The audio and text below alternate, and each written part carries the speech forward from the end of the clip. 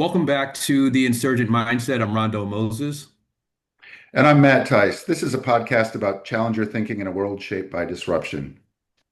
And in each episode, we explore the strategies and leadership mindsets that help businesses break from the pack and stay ahead in fast-changing markets.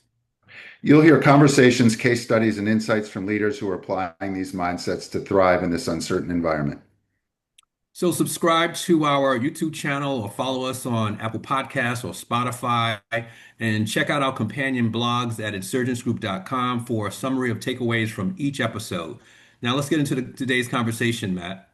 Who Well, do we today have? we have Julie Toma, who I've known for a long time, who Julie brings some really powerful insights in the area, particularly of, the upper levels of marketing as a career marketer, but more recently as a superwoman director. So Julie's very curious about directorships and how boards and how boards interact with organizational dynamics. And I think we have a real treat today to hear Julie's insights on how the insurgent mindset can shape business in these two key areas. Welcome, Julie. Good morning, and lovely to be here and to discuss this very interesting topic with you both. Great. So, Julie, we always start off by giving our guests an opportunity to just give us a quick potted history. So, Julie, in sort of 3 minutes or less, take us through your journey, sort of in whatever way makes the most sense for you, and give our listeners a sense of what you're interested in. Yes, well, I'm absolutely passionate about improving the health and well-being of people and communities. And I think that started with very early in my career in biomedical science, working in a hospital setting. And then I went on and did an MBA, which I absolutely loved, and worked for very, very large global healthcare companies in marketing roles. And about midway through my career, I was really thinking about what I wanted to do next. And the idea of becoming more involved in board work and committees really piqued my interest. And I did the company directors course about 10 years ago, and I've been on boards for about 15 years now, many of those years concurrently with C-suite and senior executive roles. And the interface between marketing, driving organizational performance, and how a board can really influence culture, financial performance, and market growth, I think really fascinates me. And this year, I've actually also started doing a Masters of Research in Leadership, Innovation, and Board Dynamics, and how boards and their structure and their processes and their diversity of thinking can really drive performance. So that's like the potted version of my experience to date. Okay, Julie. So, I guess, let's develop a little bit what you learned from that course and in your 15 years now as a director. We'll start with this area. And, Mhm. where Rondo and I are really kind of interested in is how you help an organization that's kind of gotten a bit stale, we call them incumbents, Yeah. to develop a mindset that allows them to think differently, compete differently, lead differently, to either address disruptive change or even better, if, sort of initiating that disruptive change to the benefit of society and the organization. So we always find that in our work that the board can really get in the way. And I'd love to hear your thoughts on, what you're learning about this topic area and to the extent that you've been in these different board situations, what it's like in the trenches.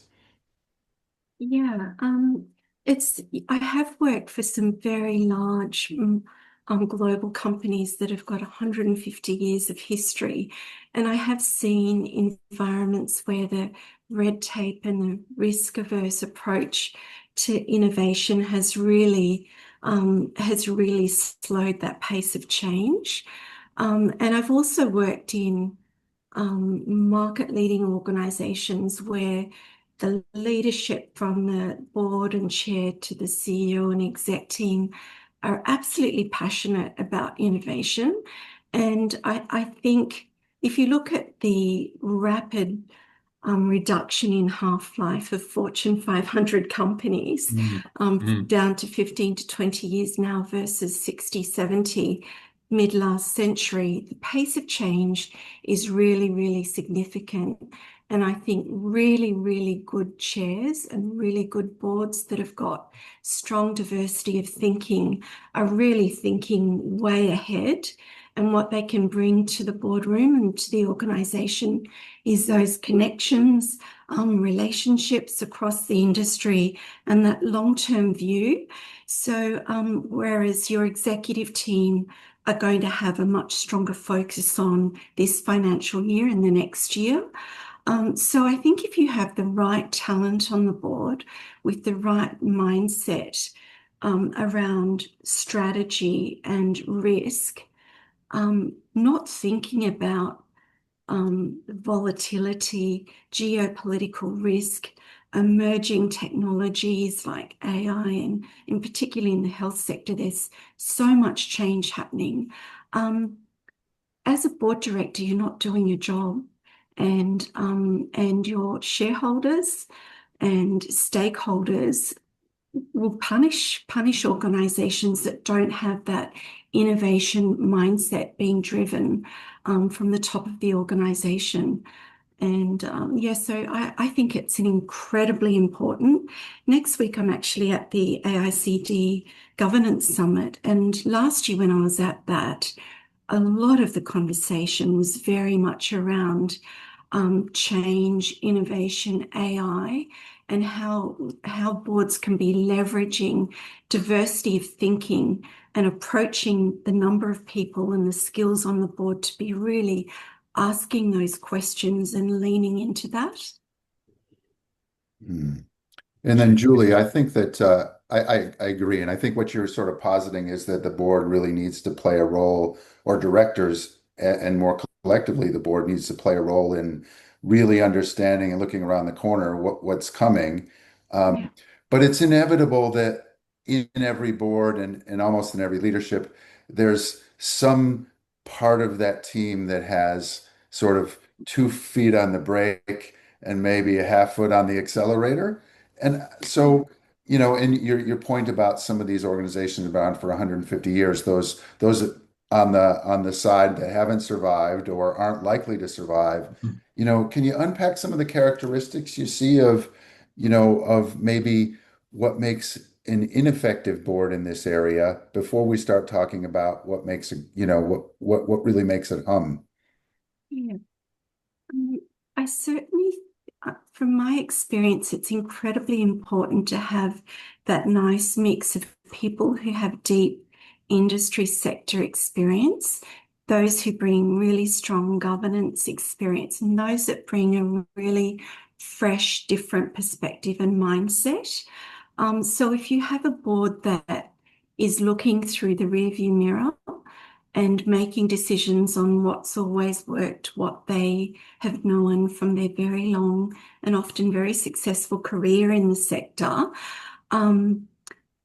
you're not pivoting towards what's coming through the pipeline at you and what change is potentially happening. And as your book talks about, there's agile new organizations that are out there coming up with really incredibly exciting, interesting ideas that are really, really focused on customer need and changing Mm. and emerging customer needs.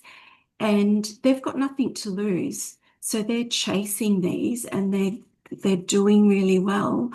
And if you have a culture in an organization that has been quite risk averse, very wedded to the way things have always been done, you can miss really important opportunities. And then if you get into that spiral of eroding margins because you're not differentiating, There's new, very exciting competitors coming out that can charge a premium because they're delivering something better that customers are really wanting. You can get into um, this cycle of erosion of margin, and then you don't have the money to be hiring the top talent, be investing in innovation, doing all the things you need to stay ahead of the game. So I think um, ensuring that boards and leadership teams are making sure that one, their leadership team has the right skill sets and mindset to be both managing BAU and managing the organization well in terms of its current portfolio, but also having strong focus on strategy, the external environment, what's changing, and what the organization needs to be thinking about and investing to do well into the future. I think that's really key. And I think the biggest killer of innovation in a culture is not being willing to embrace failure. I think I'm reading a book by Larry Marshall on invention to innovation at the moment. And he's been a founder of many, many successful STEM and healthcare startups and was former CEO of CSIRO. But he was talking in that book about the valley of death and trying to get startups through that innovation stage to a point where they're making money and surviving. So there is a risk, I think, as well for organizations, that balance of making sure that you're remaining profitable and you're doing well, but you're also able to invest in the future and have the relationships with investment to deliver sustainable long-term growth. And circling back to my comment about one of the killers of innovation in culture is fear of failure. Failure, any really great innovation have had to fail at some point because if you're trying to do something completely new that's innovative that no one has done before, then it takes testing and learning and that design thinking principle of being close to your customer and trying different things till you get something great, coming up with a minimum viable product and then pivoting, testing, and then building something amazing. So, yeah, that willingness to embrace and let people try new things, and then if it doesn't work, having a culture of like, how can we learn from this, and not punishing people because they've tried something new, obviously within guardrails around how much you want to invest in trying new things and having the right processes and gates in place to manage that innovation pipeline. Rhonda, let's get you in here. Yeah, I was going to ask Julie. It's a pleasure to have you on the podcast.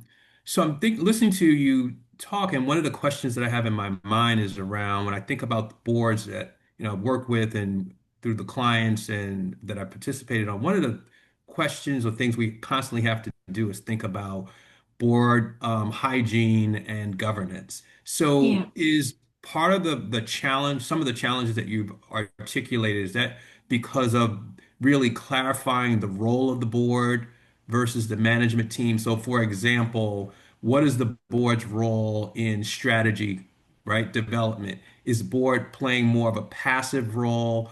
Is it just rubber stamping what management has presented, or is board playing more of an active role in shaping ultimately what that strategy? How much of it you think the challenge with more that incumbent thinking is that the board sees itself more as, passive in regards to strategy and the overall operations of the organizations versus being a lot more directive?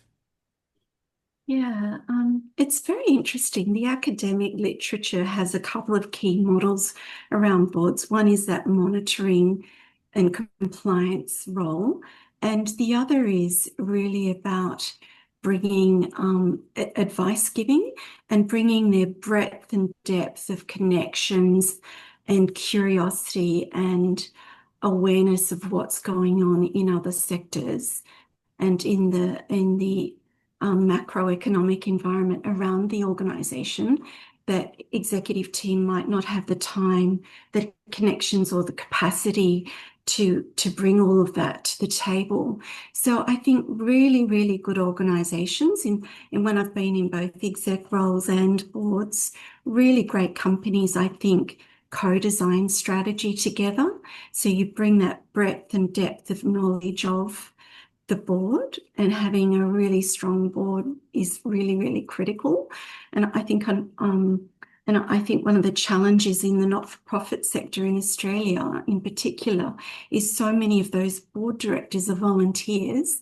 Their time is limited, and they're busy people. So finding people that have got the time, the capacity, the connections, and the skills to really lift thinking, challenging and questioning the Mhm. executive to really get the best you can out of them. And that strategic planning is such a critical part of setting an organization up for success, not Mhm. just for this year, but in the years ahead. And equally so, execution of strategy. Like, it's great to have a brilliant plan, but I think one of the risks with strategy is, and where it can fall down, is flawless execution, and making sure that you've got the skill sets in the executive team to be really driving and delivering the change that the organization needs to embrace. Yeah. Absolutely, Julie. I think that's that's a great call out. And I think if I could circle back to one thing that you mentioned a minute ago, which kind of aligns with what you said a second ago, you have to choose the skills and the mindsets, right? How do Yeah. you choose the mindsets, right? So what are you looking for to sort of overcome these challenges that you just outlined for us? Yeah, I've been reflecting on this about boards, and essentially, if there are decisions that one person can be easily making, it probably shouldn't be filtering up to the board unless it's really aligned to financial performance, risk, strategy, culture. So a board should be really tackling the complex, difficult challenges that need thinking around the table and different perspectives and experiences that can flesh out and come up with a solution together to complex problems that the organization hasn't faced before. So having like the best, if I think reflect on the best boards and the best chairs that I've seen, they're they've got the most incredible experience, but they carry their wisdom and their gravitas with humility and curiosity and an absolute learning mindset. And they're very, very interested in listening to the perspectives of each person around the table. And they deliberately bring in people into that skill set on the board that can challenge and ask and look at a problem from a different way.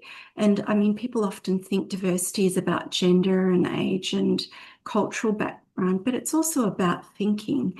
So I think STEM, technology, science, some of those disciplines, we're seeing much more of that on boards now.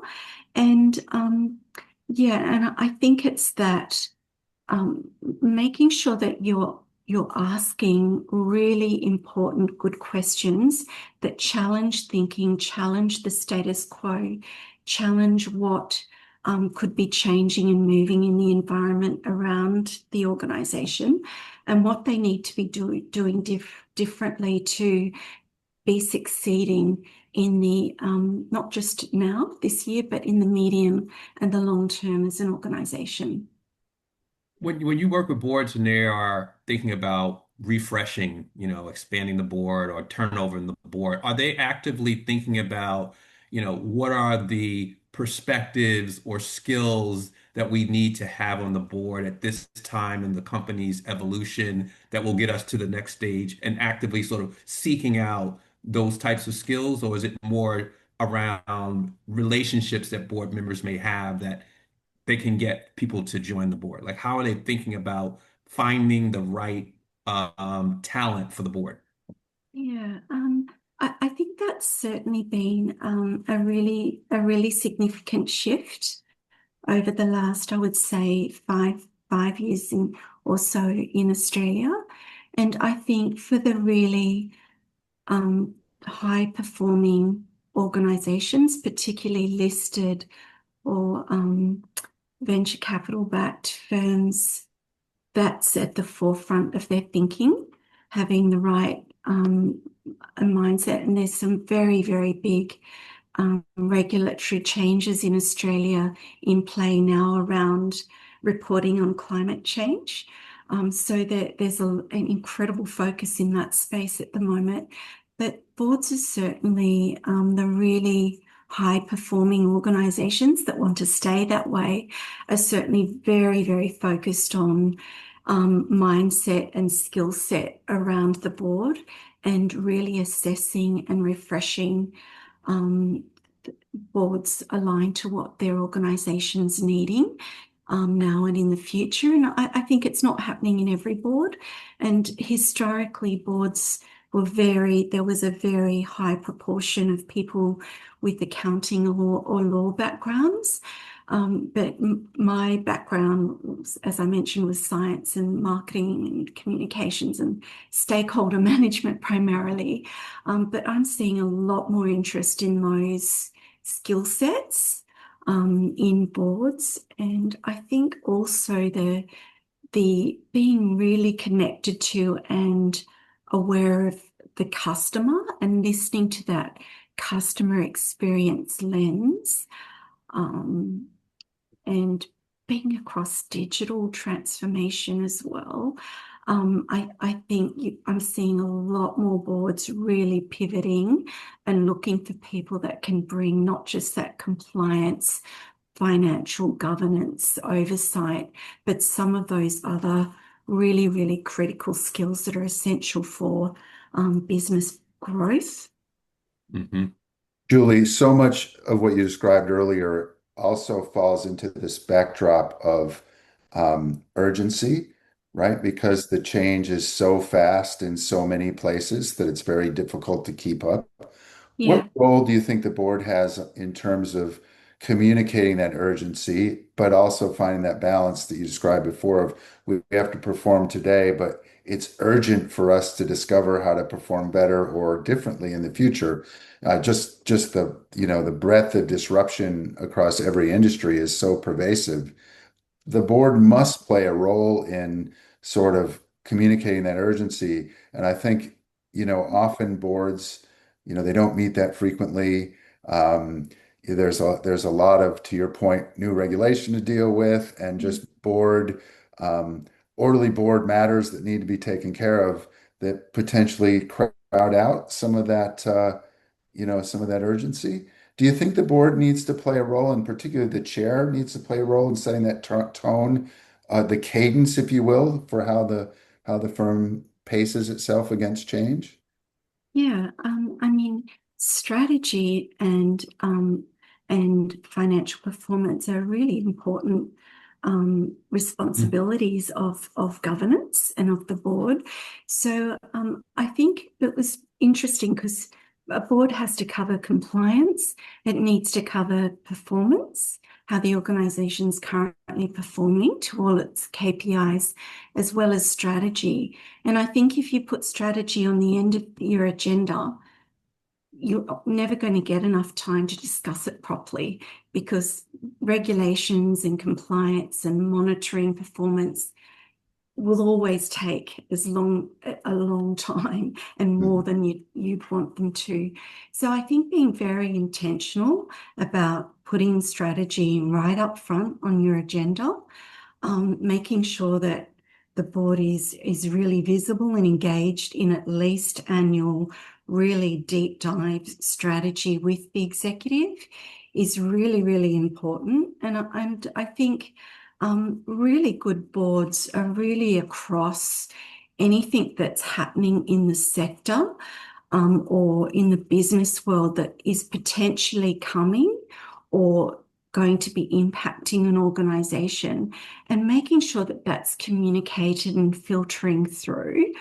And I think the relationship between the CEO and the chair as well is a really important way of making sure that there's that really strong alignment and regular connection outside of the board meeting cadence to really discuss some of those emerging changes.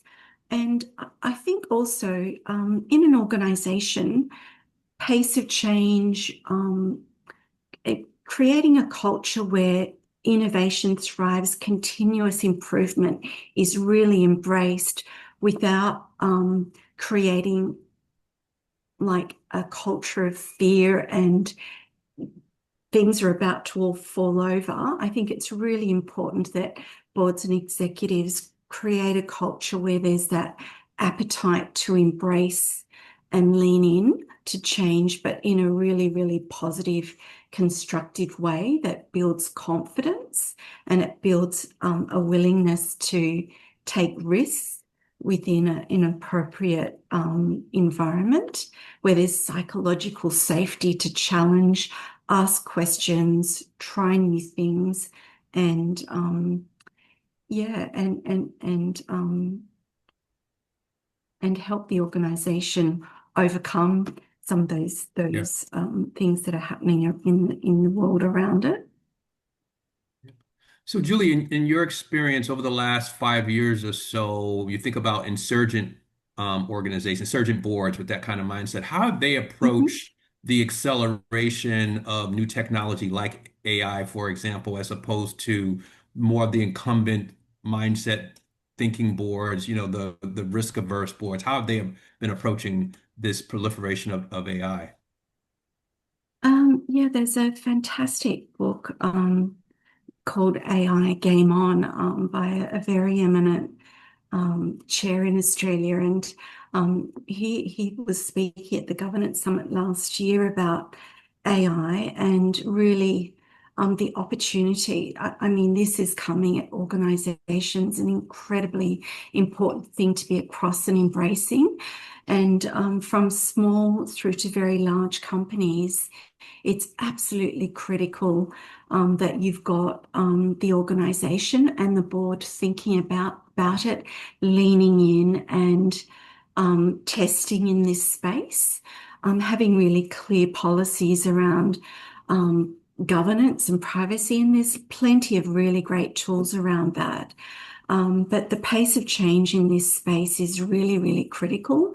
And I think companies that aren't thinking about it and embracing it are going to be really left behind if they haven't been already. It's not going to solve everything. And there are components of the work that we do that lean in to AI and agentic AI more so than others. But yes, it's an exciting, huge opportunity, and I think there's so many great courses around that people can be doing, but having an executive team and board comfortable with those conversations, learning and embracing as much as they can in terms of knowledge and how that can be applied in that organizational setting is absolutely critical. Julie, we might pivot a bit and talk about the role of marketing in this world, right? So, Mhm. not to try to tap too much into that giant brain of yours, but as we think about, I think as we think about how marketing is changing, Mhm. and you yourself have been a chief marketing officer and had many senior roles in disruptors and in large incumbent sort of businesses, so Yeah. good balance there. Um, how does marketing, how do you sort of think about how marketing is changing the disruption of marketing itself has been, I think we're like in the third or the fourth age only in the last 20 years of, it's virtually unrecognizable from Mhm. probably when we started our careers, what marketing used to be and what it is Yeah, now. yeah. Can you take us on a journey a little bit about how marketing leadership has changed in this environment? And then, talk to us about some of the, what's around the corner in this area and how marketing leaders can adapt to the change.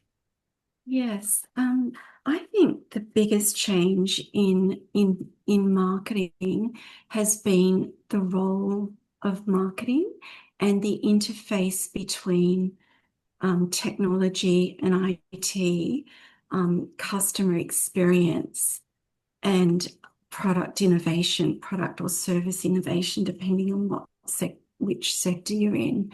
So the traditional role of marketing to come up with beautiful campaigns with the sales team to help grow revenue is long gone.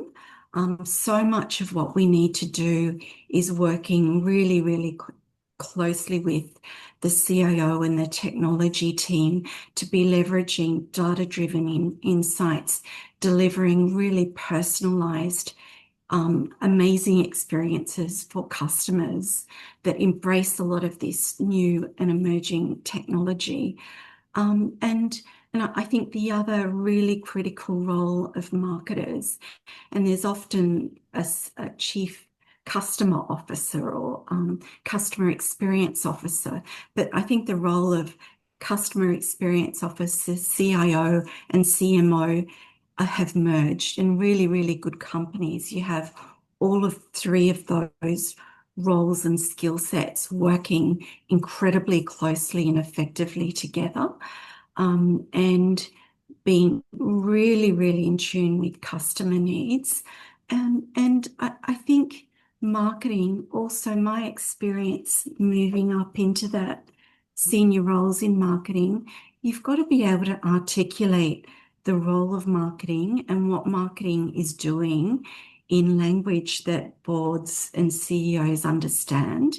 You need to be talking about return on investment and not marketing spend, marketing investment, and etc. So that language around how you communicate what your impact is and moving from activity to impact and how you're reporting and measuring on that is really critical. And I also think as marketers, being really, really engaged and involved in strategy, we need to be across competition, and what's happening in the environment around us, what opportunities there are to be pivoting our product and service offering.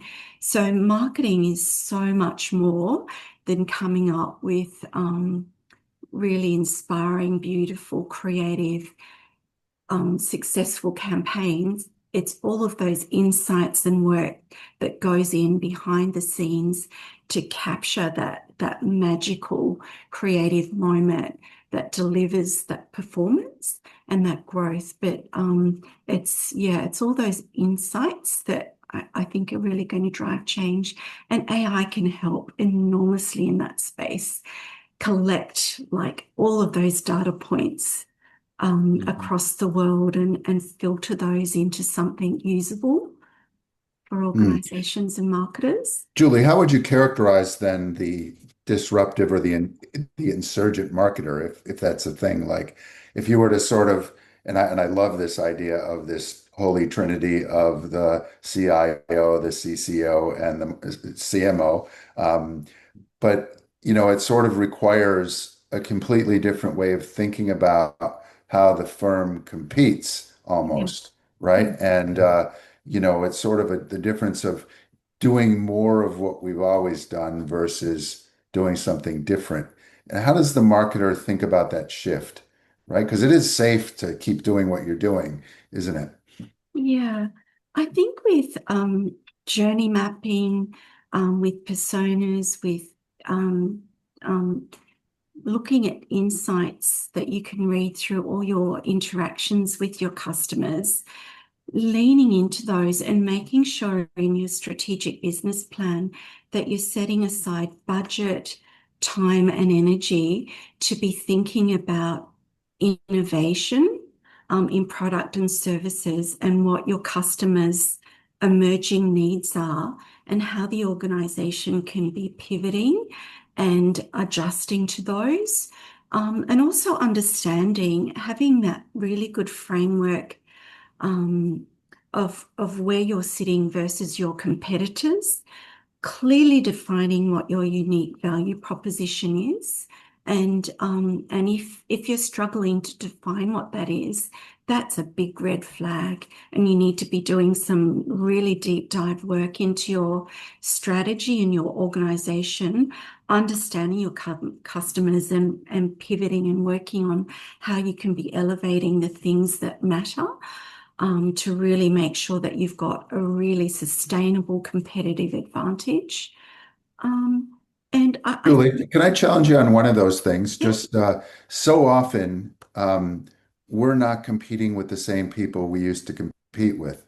yeah, And those Mhm. competitors are not even on our radar, right? So for 50 years, we were competing with these guys, and then all of a sudden, now we're competing with these guys, and we didn't even know they exist.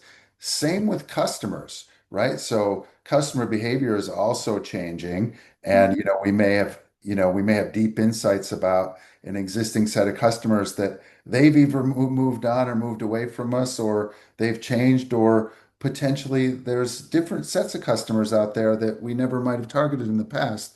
I guess um, what I'm looking for, I'm wondering though, is how do, and this is something in my own work I find very frustrating working with the CMO often because they're not scanning these things oftentimes. Mhm. Now, of course, the best ones will be, but I just wonder how what advice would you give for marketers to sort of explore this wider territory? well, But I you may said, disagree with me too. yeah, It's no, no, I think it's really important. One of the AI startups I'm doing some consulting work with is doing some really innovative work in the AI space around medical centers at the moment, actually. And there's a few really interesting companies working in that space, but it's really transforming the sector. And I think if you're at trade shows, you're out talking to customers, you're listening to pain points and needs, there are going to be little companies starting to filter through. So I think as a marketer, it's really critical. Like, I'd much rather it be me in the role of CMO or my team flagging this to the leadership team than having a board director or Mhm. next year this major competitor come and outflank us and lose a really major client because we've missed the tea leaves on something. So I think it's really, really critical as a marketer that if you're thinking about sustainable performance in a sector and in an industry, and turnover for CMOs is, I think, down to about 2.5 years now. So if you want a long-term career, thankfully I'm Yeah. on the older side of that spectrum, unfortunately. But if you do want a really effective long-term career in this, you need to be very future focused and making sure that you're not just delivering for today for the organization, but you're really helping challenge and think about what the organization needs to be doing differently in terms of its product, its service, its personalized engagement with its customers to be meeting emerging needs. Yeah. We had a guest on a while ago. She's a professor at Columbia Business School, Rita McGrath, and she wrote a book called Seeing Around Corners. Yeah, So, in essence, that marketing person, not just marketing, but others in the organization, leadership team, yeah, need to have the ability to spot trends and yeah, signals before they become disruptive, right? So, yeah, anticipating that, making assumptions around what would make this real and yeah, constantly monitoring those kinds of signals. And to your earlier point, yeah, connecting with customers on the ground at trade shows, et cetera, so that you get a sense for how is the market and the environment changing and where could we be disrupted, and where is there potentially new opportunity for us as well, right? Yeah. Yeah, I think it goes back to having a real curiosity and being really interested in learning and asking open-ended questions and exploring the possible. And there's certainly lots of different um, um, like personality and tests that you can do, but that idea of futurist um, um, innovation thinker, strategic thinking, um, so that curiosity mindset.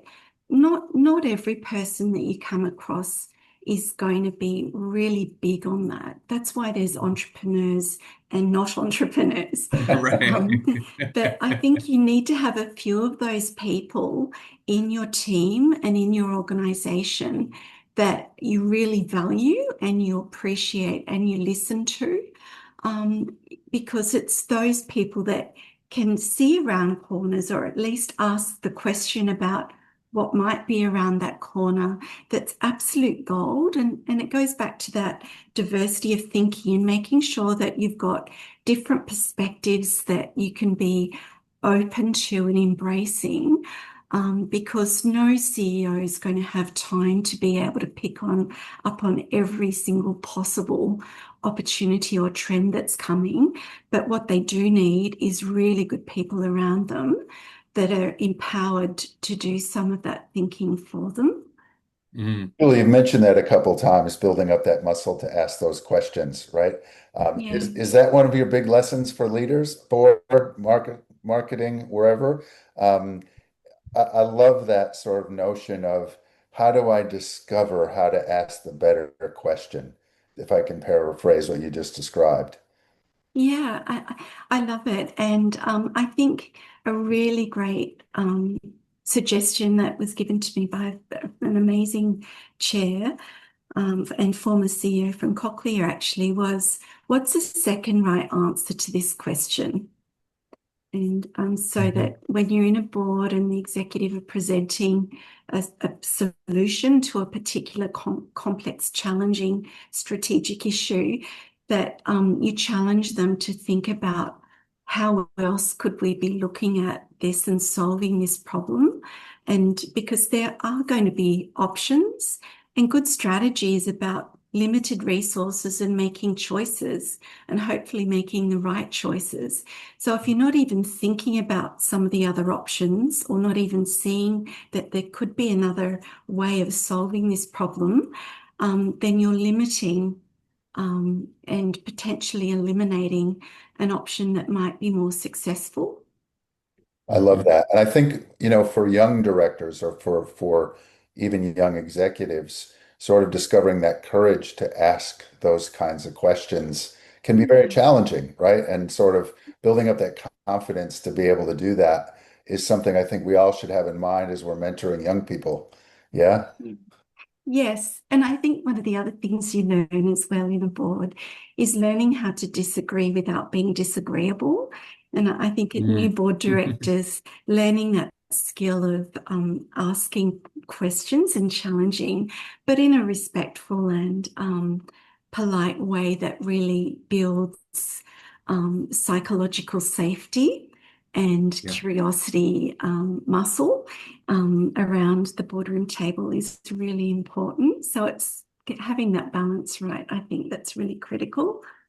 Yeah. I think people underestimate the power of questioning, Yeah. because people want to tell and people want to sound knowledgeable and important rather than asking the question and Yeah. Matt and I both, experienced the Socratic method, right? So we've Yeah. experienced that questioning and how powerful it is. And I think that people need to sort of step back. Sometimes you just ask the question and it just opens up a whole new conversation in the room. Yeah. There have been times where I've spent a couple of days formulating a question. And Yeah. I also sometimes see a lot of power in a really stupid question. And Yes. you know what I mean? Like, or at least not the obvious question. And Yeah. I think that's something to be discovered. And Julie, the other thing I thought was really interesting you talked about is, going to trade shows and things like that. And in our work, we're really focused on trying to discover analogs, right? So things that are happening somewhere else that I might be able to repackage and apply over here. And I think that sort of time in the jungle, out talking to customers and, sort of getting different perspectives from different parts of the economy. Even I know both of us in our experience working in the for-profit and not-for-profit sector, I learn a lot in the not-for-profit sector that I can bring back to the for-profit.